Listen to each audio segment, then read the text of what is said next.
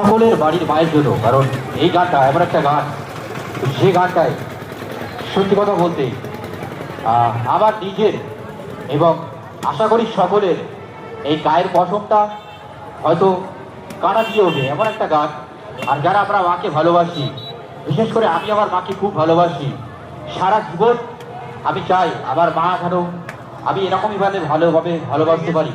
কারণ বিভিন্ন জায়গাতে আমি তো দাঁড়িয়ে আছি, মা হয়তো না খেয়ে ঝুলে থাকে, বাড়িতে আসা মাত্রই আমার গাড়িটা যখন আমার ঘরের দ্বারাই ঘরের গেটের সামনে যখন গাড়িটা থাকে, ঠিক মা সেই মুহূর্তে উঠে বলে, বাবা তুমি বাড়ি এসছিস। তখন মা এত একটা খুশি হয়, বিশ্বাস করবে না।